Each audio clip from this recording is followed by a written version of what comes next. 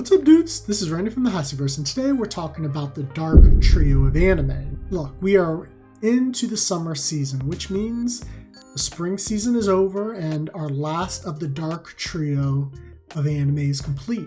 So we can finally talk about these three anime and really see how it stacks up against the big three of anime. Now, you may be asking yourself, what is the Dark Trio, or what is the big three? Well, the Dark Trio of anime consists of three of the most popular anime going on right now: Jujutsu Kaisen, Chainsaw Man, and Hell's Paradise. What does this have to do with the big three? Well, if you don't know what the big three is, the big three of anime consists of Naruto, Bleach, and One Piece. And these three anime, when they first came out in the early 2000s, late 1990s, were inescapable.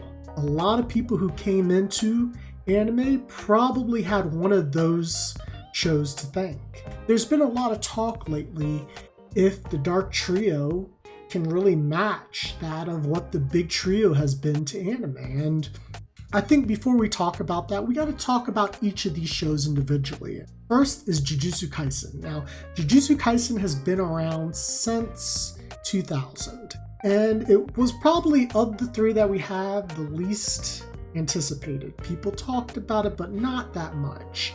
And it really didn't gain any traction till it actually aired. Now, Jujutsu Kaisen basically revolves around, to an extent, a young student named Yuji Todori, and he is physically gifted in all kinds of sports. This guy just wants to do good.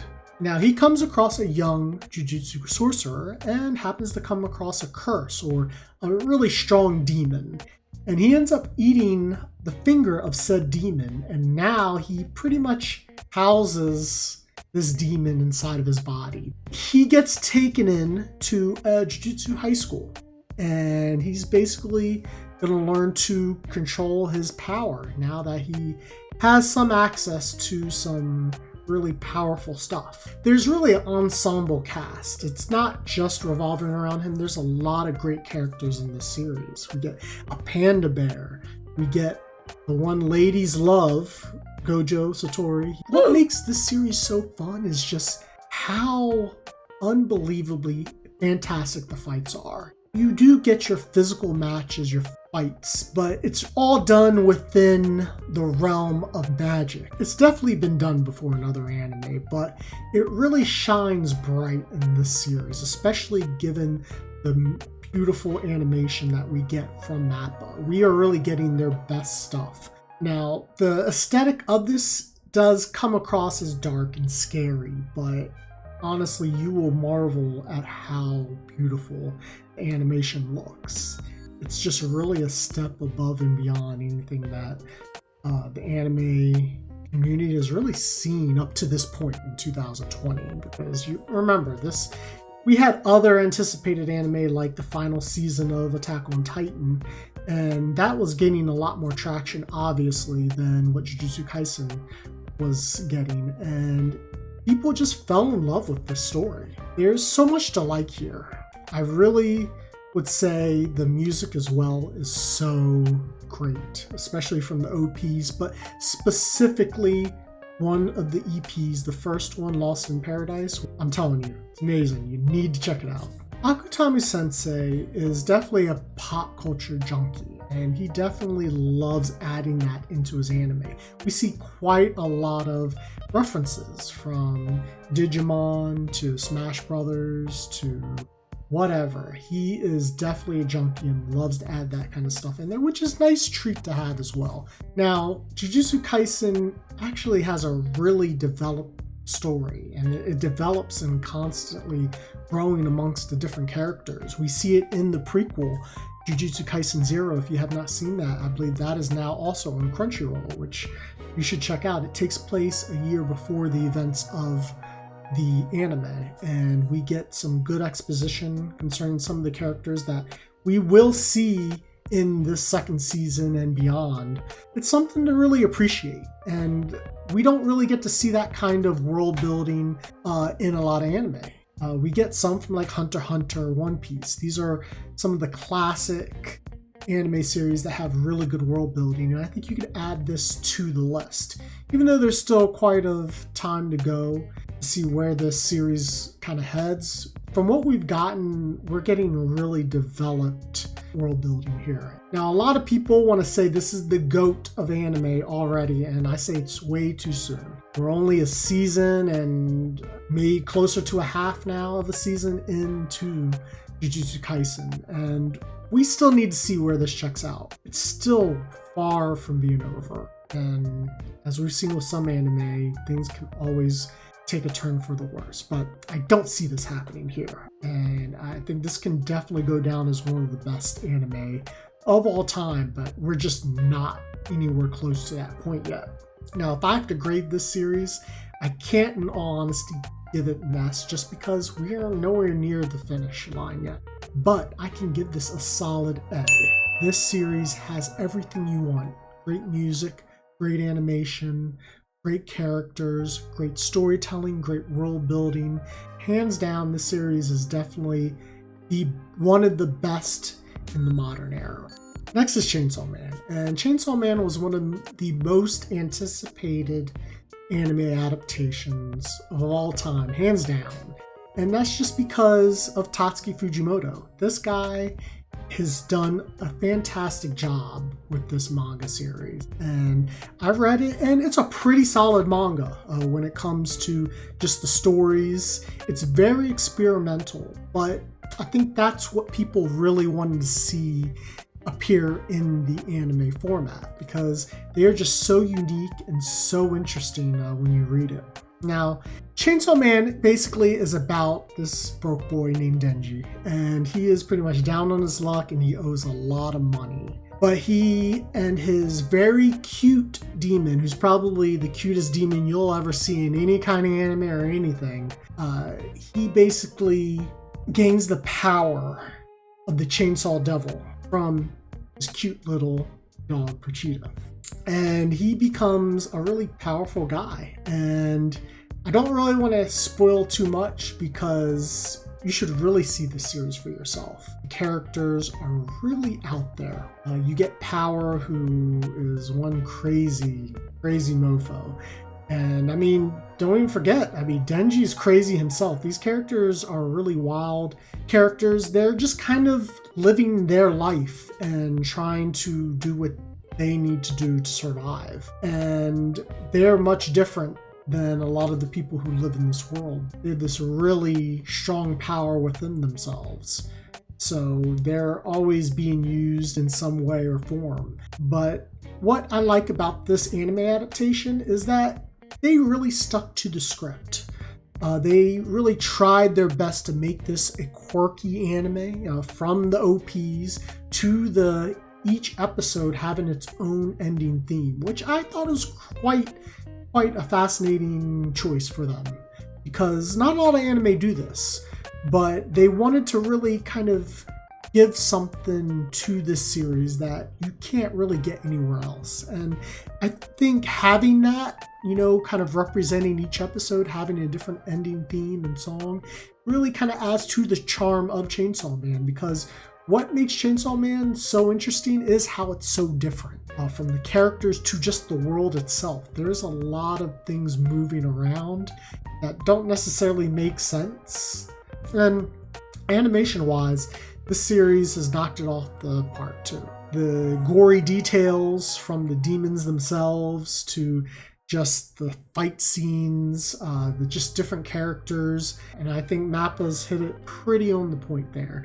I think one thing they know they need to do was to make this anime adaptation look right and kind of match that aesthetic you get from the manga, because it's his attention to detail when it comes to the characters and their faces and just the surroundings. I think they did a really good job, as best as they could, to kind of match that, and I think it was a successful venture. Like I said, it's a very faithful adaptation so far, and yeah, I think the series is not it was never going to live up to the lofty expectations it had, but I think it did as good as you could get, and I think that in alone is a success. It's not for everybody, but overall it's a solid series, and given with the good animation and staying pretty faithful, I won't say the world building is the best, especially when you compare it to something like a Jujutsu Kaisen. So overall, I would definitely give this a solid B. This is a good series. You should give it a go. It may not be for you, but if you at least give it a go, see what you think. Maybe you will like it. Who knows? Next is Hell's Paradise, or Jigokuraku. Now, this anime just aired this past season in spring of 2022, and look, this anime also had some anticipation, but not as much as Chainsaw Man did last fall of 2022. Now, this story revolves around a bunch of assassins, but particularly one called Gabimaru. Now, this guy is pretty much immortal. It's really hard for him to die, and him and a bunch of other assassins get sent to an island for a punishment, but they have a chance at retribution and to become free. And it starts on this island. If they can find the elixir that makes people immortal, the immortal elixir, then they would get pretty much their sentence dropped and they can just live their life. And we get to see not just Gabimaru, but we get to see a bunch of other assassins kind of take on this very mysterious island. There's a lot going on here that we don't know in the beginning, but slowly the exposition comes out, from just the inhabitants of the island to the reasons why these inhabitants are on the island. But I will say the animation is absolutely gorgeous as well. It's got kind of that weird haunting aesthetic where the characters, they look pretty and beautiful, but there's a lot of body dysmorphia that changes with these monsters and these characters to the point to where it can be a bit disturbing. So this also, if you are very sensitive to kind of body dysmorphia and things like that, this may be something you want to watch out for. Yeah, it does have a gorgeously grotesque kind of feel when it comes to watching this.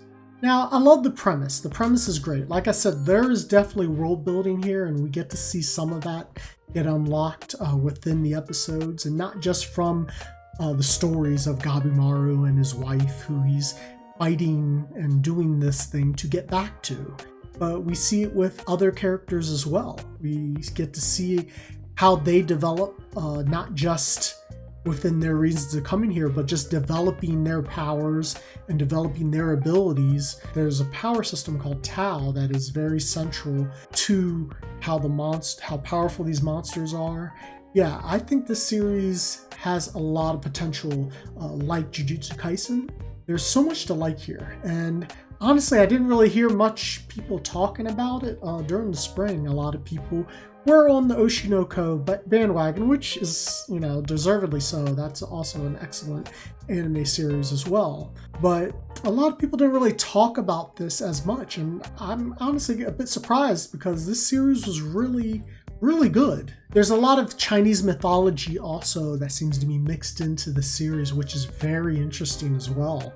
And I think if you love mythology and you love good storytelling and good character development, this is a series you want to watch, and I'm really hyped to see the next season. And yeah, I might just pick up the manga and start reading some as well. So overall, just like Jujutsu Kaisen, this series is pretty strong on all fronts. It's got great music, it's got a great story, great characters, great animation, it has it all. So I definitely will give this an A as well, just because we don't know how this series will turn out, but I think it is definitely a must-watch if you love shonen. Now, we finally talked about the Dark Trio, and let's talk about how this stacks up against the Big Three. Now, look, the Big Three is something that we probably will never get to see on that kind of level again, just because times were different. Anime is so much more easily accessible now than it was 20 plus years ago. It's just really hard to kind of replicate that kind of impact. A lot of people grew up watching those shows, and that was like their first series into anime. So it's really hard for me to say this will be on a level of a Big Three, but I think this comes as close as you can get, especially with these three series. Jujutsu Kaisen and Hell's Paradise in particular are two very excellent shows that honestly are better in a lot of ways than the other three. One Piece, while it has great world building, suffers from a lot of the late 90s, early 2000s anime, and it's just the pacing when it comes to stories. There's a lot of filler. The storytelling can be kind of all over the place at times, but here we get a perfected version of shonen. I feel like with these three, they are perfect executions when it comes to how far our shonen has come nowadays. And while it does excel on that front when it comes to storytelling and world building, it just won't have that same impact that a One Piece does. I mean, look, we still have One Piece going on to this day. We still have Naruto in some form, Boruto, even though that ended. We still have content surrounding the Naruto universe to this day. I mean, Bleach is now in its second season of the 1,000-Year Blood War. So these anime are still around now. And can I say that a Hell's Paradise or Jujutsu Kaisen or even Chainsaw Man, will these anime still be around 20 plus years from now? I don't think it's likely. I really don't. I think just the way we consume anime nowadays is so much different. It's really about what's going on in the moment. And Jujutsu Kaisen, while it's a strong anime, it gets lost in the shuffle once it's over. And it's really just hard to kind of keep that momentum going, until it comes back around again, unfortunately. And something like a One Piece or a Bleach just will never die because it has that initial grab that people clung onto back in the early 2000s, and they just will never let it go. Even though other anime come and go, they'll always be around for One Piece, or they'll always be around for Naruto. It will always be a part of their lives. And I'm not saying that like one or two of these anime can. I think Jujutsu Kaisen has the most potential of having that kind of staying power. But all three of them, I just don't see it. I don't see it. Do I think the Dark Trio of anime is a strong successor? Yes, I think it's as strong of a successor as you can get. I want to thank you guys for hearing me talk a bit about the Dark Trio, and I hope you guys learned something new, and I want to know what you think. Do you think the Dark Trio has the potential to be better than the big three? I just don't see it. But if you do, I want to hear all about it. Let me know in the comments. If you have anything else you want to say, please hit that platypus. It could be there, somewhere on the screen. And don't forget to have a great day, a great night, a great morning, wherever it is, wherever you are, and don't forget to stay nerdious.